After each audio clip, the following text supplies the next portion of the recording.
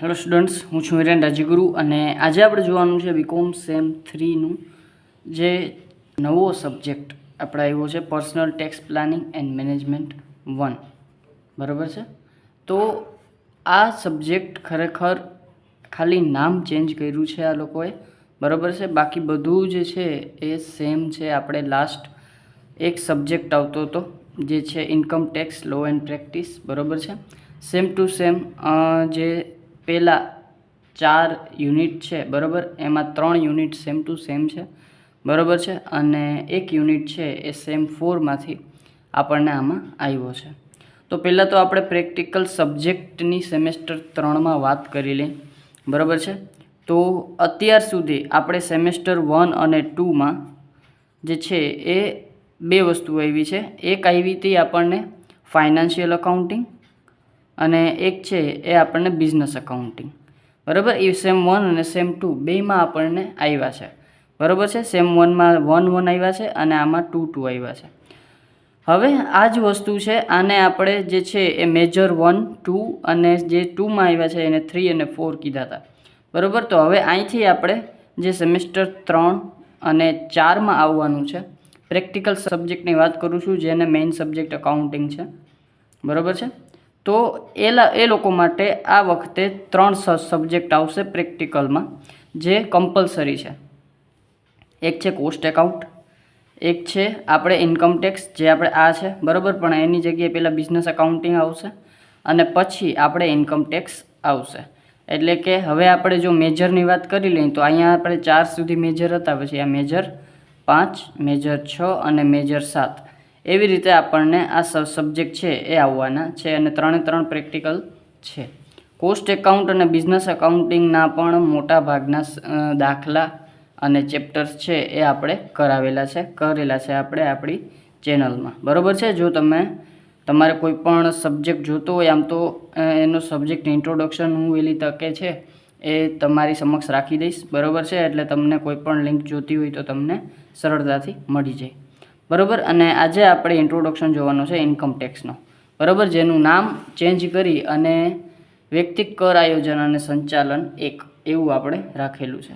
હવે આ જૂન 2024થી અમલમાં છે, તમને ખબર જ છે, બરાબર. 50 માર્ક્સનું પેપર આવશે અને પ્રેક્ટિકલ અને થિયરી એમ બે જે છે એ તમને પૂછાશે. 4 યુનિટ આવશે ટોટલ. પહેલો યુનિટ છે એ ખરેખર 4-5 ભાગમાં ડિવાઇડેડ છે, બરાબર છે. તો પહેલો યુનિટ છે એમાં પહેલું છે આવકવેરા અધિનિયમ 1961, એટલે કે પ્રાથમિક પરિચય અને પાયાના ખ્યાલો. આ 2 તમને માત્ર ઇન્ટ્રોડક્શન માટે હશે, બરાબર છે. પછી એને ઇંગ્લિશમાં કહેવાશે આપણે income tax act 1961, basic introduction and basic concepts, બરાબર છે. એટલે કે તમને પહેલો યુનિટમાં પહેલો ભાગ આખો થિયરી હશે, બરાબર છે. અને એમાં તમારે થિયરી પાર્ટ કઈ રીતે ઇન્કમ ટેક્સ ઇન્ટ્રોડક્શન થયું છે, ક્યારથી અમલમાં આવ્યું છે, કઈ રીતે એના સુધારા વધારા થયા છે, કઈ રીતે લખાણું છે, એ બધી વસ્તુ તમને આપશે. પછી પહેલા જ યુનિટનું બીજું જે ચેપ્ટર છે તમારું રહેઠાણ વિષયક દરજ્જો. રહેઠાણ વિષયક દરજ્જો એટલે રેસિડેન્શિયલ સ્ટેટસ. રેસિડેન્શિયલ સ્ટેટસમાં તમારે પ્રેક્ટિકલ સમ આવશે કે કોઈ પણ વ્યક્તિ ભારતનો રહીશ છે કે નથી, એટલે રેસિડન્ટ છે કે નથી એ આપણે કહેવાનું છે, બરાબર છે. તો એ આપણે પ્રેક્ટિકલ સમ આવશે. આમાં થિયરી કદાચ પૂછી લઈએ, બરાબર છે, પણ મોટા ભાગે જે છે એ પ્રેક્ટિકલ સમ આ ચેપ્ટરમાંથી વધારે પૂછાય છે. ત્રીજા નંબરમાં કર આયોજન એટલે કે ટેક્સ પ્લાનિંગ, બરાબર છે. આમ જે છે એ આપણે જ્યારે અનુક્રમણિકા જોઈએ ત્યારે આપણને કર આયોજન દરજ્જા સંદર્ભે કીધેલું છે, પણ ખરેખર દરજ્જા સંદર્ભે નથી. કર આયોજન માત્ર ટેક્સ પ્લાનિંગ છે.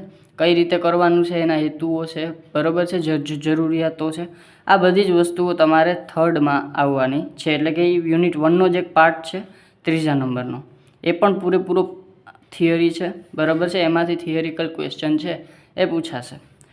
પછી ચોથા નંબરમાં ગ્રોસ એ કુલ આવકમાંથી કપાતો મારફત કર આયોજન.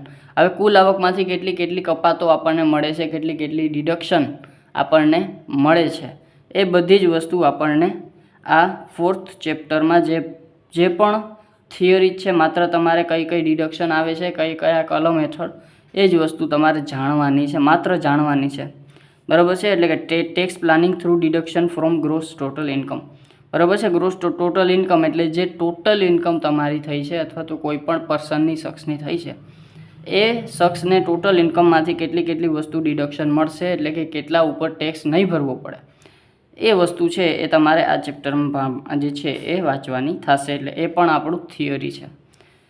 પછી છે 5મા નંબરમાં કરમુક્ત આવકોમાં મારફત કર આયોજન. બરાબર છે. એટલે કે tax planning through tax free income એટલે કે કેટલી ઇન્કમો તમને ટેક્સ ફ્રી છે માત્ર એ આપણે જાણવાનું છે કયા કલમ હેઠળ કઈ ઇન્કમ છે એ તમને જેના ઉપર ટેક્સ દેવાતો નથી. હું તમને ખાલી એક એક્ઝામ્પલ આપી દઉં કે આપણે ખેતીની આવક છે એ મોટા ભાગે ટેક્સ ફ્રી હોય છે પણ હવે એ પણ રહી નથી, એમાં પણ થોડોક ટેક્સ લાગે છે. બરાબર છે. તો આ છે એ તમારે કલમ 10 હેઠળ કેટલી ઇન્કમ છે એ જેના પર ટેક્સ નથી લાગતો એ બાબત છે એ આમાં તમારે જાણવાની છે. બરાબર છે. એ પણ પૂરેપૂરું થિયરી છે. તો પહેલા યુનિટની આપણે વાત કરી તો એમાં 5 ભાગ પડ્યા હતા એના. બરાબર છે. એમાં એક આપણે રહેઠાણ વિષયક દરજ્જો છે એ પ્રેક્ટિકલ છે અને બાકી બધી જ બાબતો છે એ થિયરી છે. રહેઠાણ વિષયક દરજ્જામાં જે જરૂરી દાખલાઓ છે એ ઓલરેડી આપણી ચેનલમાં છે. તમને આ વિડીયોની ડિસ્ક્રિપ્શનમાં એની લિંક મળી જશે. બરાબર છે. છતાં કંઈ ડાઉટ રહી જાય તો મને તમે પૂછી શકશો. પછી આ થઈ ગઈ યુનિટ 1ની વાત. બરાબર. 5 ભાગ પડ્યા છે, એમાં 4 થિયરી 1 પ્રેક્ટિકલ છે. પછી છે યુનિટ નંબર 2. બરાબર. યુનિટ નંબર 2 છે પગારના શીર્ષક હેઠળની આવક સંદર્ભે કર આયોજન. એટલે કે આ પગારના શીર્ષક હેઠળની કરપાત્ર આવક એટલે કે tax planning under the head of salary income. હવે આ પણ પહેલું ચેપ્ટર પણ આપણું પૂરેપૂરું 10 માર્ક્સનું હતું. એમાં 5 એના ભાગ આવી જાય છે. બરાબર છે. અને બીજું ચેપ્ટર પણ આખું 10 માર્ક્સનું છે ને આમાંથી માત્ર પ્રેક્ટિકલ ક્વેશ્ચન જ પૂછાશે. બરાબર. એટલે કે તમને કોઈ પણ વ્યક્તિની સેલેરીની ઇન્કમ આપી દેશે, એમાં એને કેટલો ટેક્સ ભરવાનો થાય એ આપણે કહેવાનું. બરાબર. એટલે કે બીજું છે તે tax planning under the head of salary income. બરાબર. આ ચેપ્ટર પણ પૂરેપૂરું આપણે કરાવેલું છે. વધારાના દાખલા આવશે. બરાબર છે. અને ઇંગ્લિશમાં પણ આવશે, ગુજરાતીમાં પણ આવશે, એટલે ચિંતા કરતા નહીં. હવેથી આપણે ઇંગ્લિશ અને ગુજરાતી બંનેમાં શીખશું. પછી આ પણ આપણો પૂરેપૂરો આપણી ચેનલમાં છે. બરાબર છે. અને એની લિંક પણ તમને જે છે એ નીચે ડિસ્ક્રિપ્શનમાં મળી જશે. પછી છે યુનિટ નંબર 3. એટલે કે યુનિટ નંબર 3 છે આપણી મકાન મિલકતની આવક માટે કર આયોજન એટલે કે tax planning under the head of house property. બરાબર છે. તો આ ચેપ્ટર પણ આપણે કરાવેલું છે. બરાબર છે. છતાં તમને એની લિંક છે એ ડિસ્ક્રિપ્શનમાં મળી જશે. બરાબર છે. છતાં કાંઈ ના સમજાય તો મને તમે કોમેન્ટ બોક્સમાં પૂછી શકશો. અને આ પણ 10 માર્ક્સનું ચેપ્ટર અને પૂરેપૂરું પ્રેક્ટિકલ. બરાબર. તમને પ્રેક્ટિકલ સમ પૂછાશે.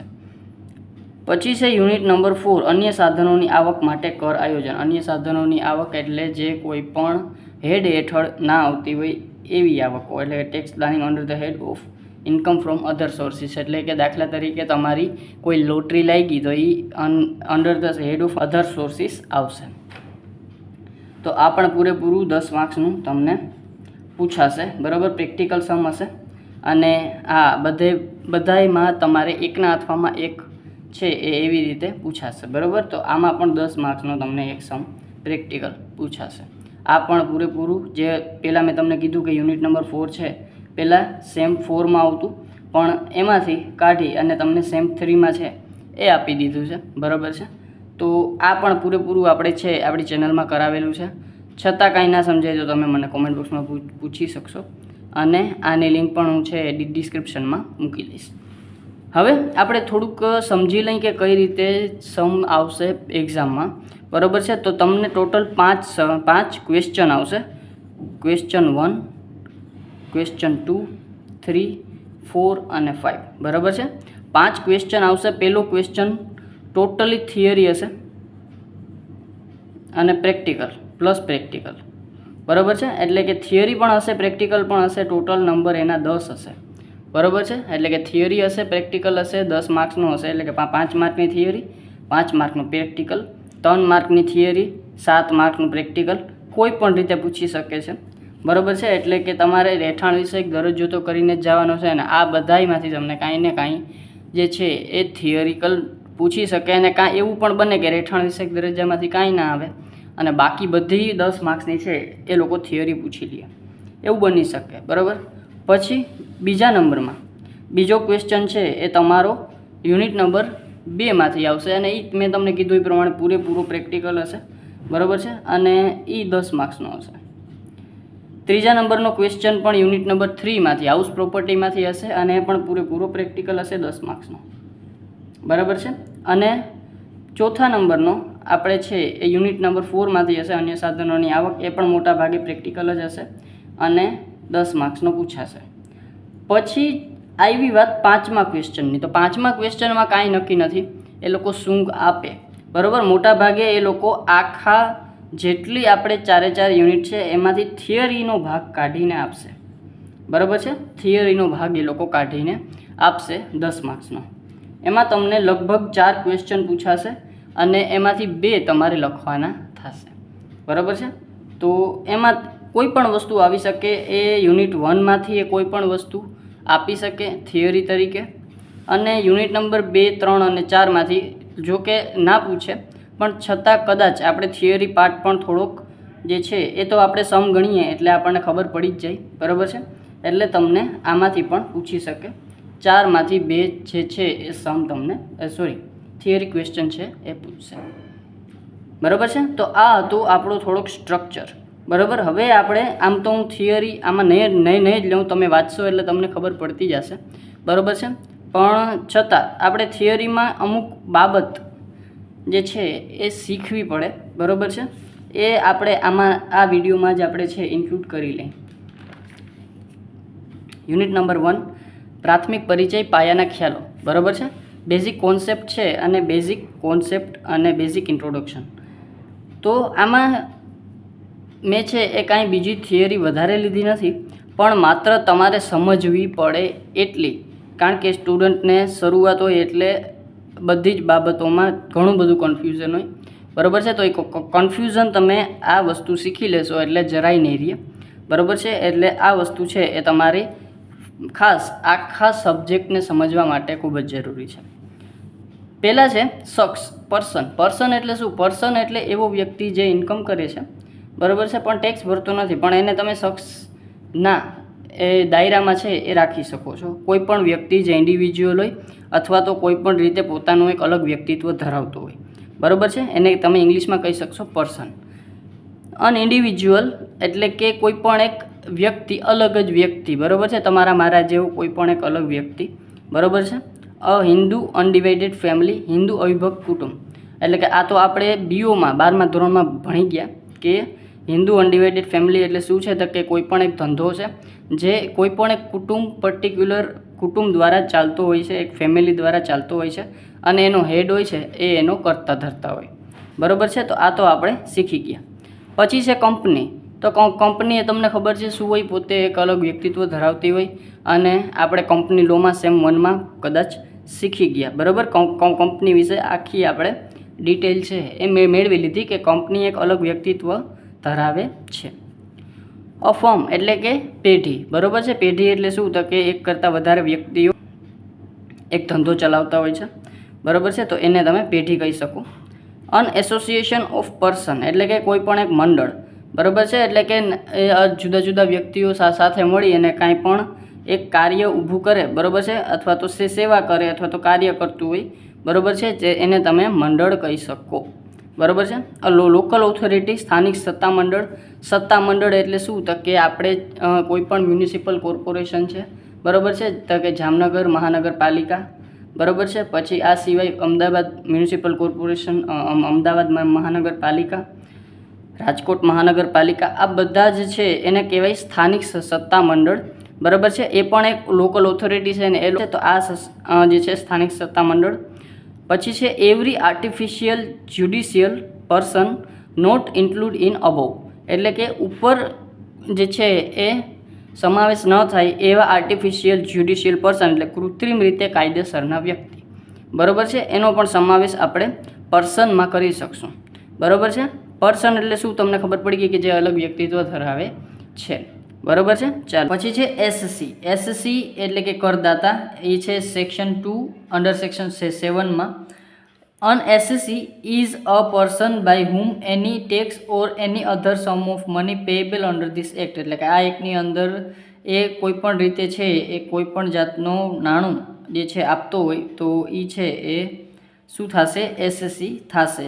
કરદાતા એટલે એવો શખ્સ કે જે આવકવેરા ધારા હેઠળ કર ભરવાને અન્ય કોઈ રકમ ભરવાને જવાબદાર હોય. બરાબર છે? કર ભરવાને કે અન્ય કોઈ રકમ ભરવાને જવાબદાર હોય આવકવેરા ધારા હેઠળ, તો એને આપણે કરદાતા કહેશું, એટલે કે એસએસસી કહેશું. બરાબર છે? તો એસએસસીનો મતલબ તો મારે બહુ લાંબો છે, સમજાવવાની જરૂર નથી. પછી સૌથી વધારે કન્ફ્યુઝ કરતો પ્રશ્ન, પાછલું વર્ષ અને આકારણી વર્ષ. પાછલું વર્ષ એટલે પ્રીવિયસ યર. એમાં જે ડેફિનેશન આપી છે એને સમજવી થોડી કટપટી છે. એ financial year immediately preceding the assessment year, એટલે કે એસેસમેન્ટ યરની તરત પાછળ આવતું ફાઇનાન્શિયલ યર. પાછલું વર્ષ એટલે આકારણી વર્ષનું તુરત જ અગાઉનું વર્ષ. એટલે કે સર હવે તો અમારે પહેલાં તો આકારણી વર્ષ કહેવું પડે, એટલે કે એસેસમેન્ટ યર. તો એસેસમેન્ટ યર આપણે સમજી લઈએ. એસેસમેન્ટ યર આકારણી વર્ષ એટલે it is a year in which the income of the previous year is to be asset.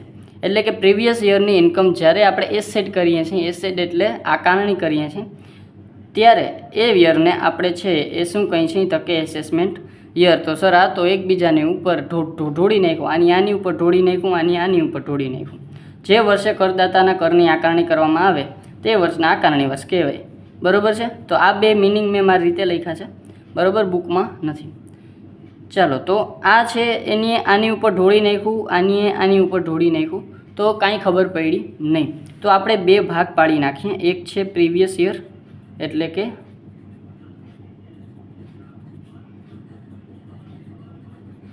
બરાબર, એક છે પ્રીવિયસ યર અને એક છે એસેસમેન્ટ યર.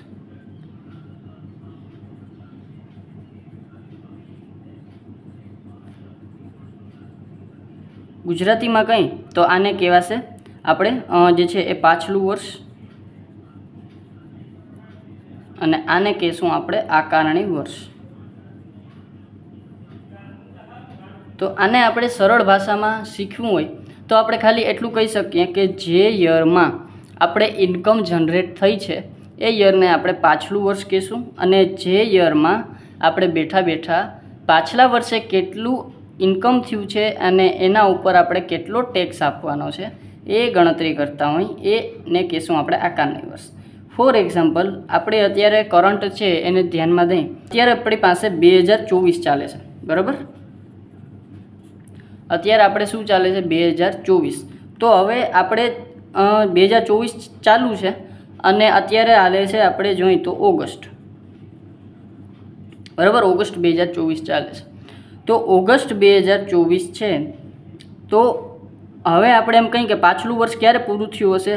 તો આપણે જો માત્ર ફાઇનાન્શિયલ યરની વાત કરીએ, બરાબર છે, તો આપણે છે એ અત્યારે 23-24, બરાબર, એટલે કે 2023 એપ્રિલ અને 2024 માર્ચ, બરાબર. માર્ચ 2024 સુધી આપણે ઇન્કમ જનરેટ કરી હશે. આ આપણું ફાઇનાન્શિયલ યર થાય, બરાબર. તો આ આખું વર્ષ આપણે મહેનત કરી અને પૈસા જમા કર્યા હશે 23-24માં, બરાબર છે, માર્ચ સુધી. અને અહીંયા આપણું ફાઇનાન્શિયલ યર પૂરું થઈ જાય છે. એટલે આ ફાઇનાન્શિયલ યર માટે આપણે ટેક્સ આપવો પડશે જેટલી ઇન્કમ જનરેટ થઈ છે એના ઉપર, બરાબર છે.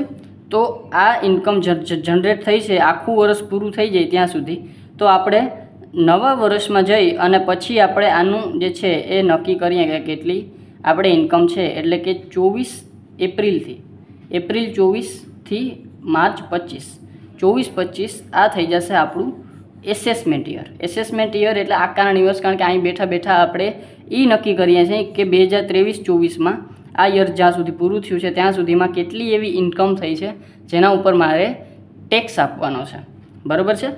તો જે યરમાં આપણી ઇન્કમ જનરેટ થઈ છે એ યરને આપણે પાછલું વર્ષ કહેશું, એટલે કે પ્રીવિયસ યર. અને જે વર્ષમાં બેઠા આપણે છે એ એસેસમેન્ટ કરીએ છીએ, આપણે નક્કી કરીએ છીએ, આકારણી કરીએ છીએ કે આપણે કેટલું ટેક્સ આપવાનો છે, તો એને આપણે કહેશું એસેસમેન્ટ યર, બરાબર છે. ચાલો, હવે કદાચ હું એમ કહું કે મારે 2020-21 માટે જે છે એ મારે ઇન્કમ જનરેટ થઈ છે અને એસેસમેન્ટ યર છે મારું, તો એ થશે 21-22. એસેસમેન્ટ યર કયું થશે? 21-22. હવે કદાચ હું એમ કહું કે મારી એસેસમેન્ટ યર છે મારી પાસે જે છે એ 19-20, બરાબર છે. તો આ મારું આનાથી પાછળનું વર્ષ થઈ જશે, તો 18-19 એ થશે મારું પ્રીવિયસ યર. એટલે કે 18-19માં જે આ ઇન્કમ મેં જનરેટ કરી છે એની ગણતરી હું 19-20માં કરતો હોઈશ. બરાબર છે. તો આ વસ્તુ છે, ખૂબ જ ઇઝી છે. બરાબર છે. જે વર્ષમાં તમે ઇન્કમ જનરેટ કરી છે એને તમે પાછલું વર્ષ કહેશો, અને જે વર્ષમાં બેઠા બેઠા તમે આકારણી કરો છો એને કહેવાશે 24-25, એટલે કે આકારણી વર્ષ.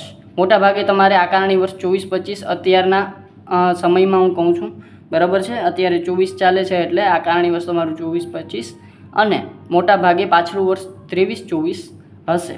બરાબર. પછી જે પ્રમાણે તમને એક્ઝામમાં આપ્યું હોય એ પ્રમાણે તમે લખી શકશો. બરાબર છે. તો અત્યારે આપણે આટલી ઇન્ફોર્મેશન રાખીએ. બરાબર છે. ખબર પડી જ ગઈ હશે પ્રીવિયસ યર એટલે શું અને એસેસમેન્ટ યર એટલે શું. બરાબર છે. તો અત્યારે આપણે એટલી જ ઇન્ફોર્મેશન રાખીએ અને આટલી ઇન્ફોર્મેશન તમને ખબર હશે તો તમને ક્યાંય પણ મને લાગતું નથી કે વાંધો આવશે. હું આ બધા જ જે ચેપ્ટર છે એની હું લિંક છે એ ડિસ્ક્રિપ્શનમાં મૂકી જ દેવાનો છું.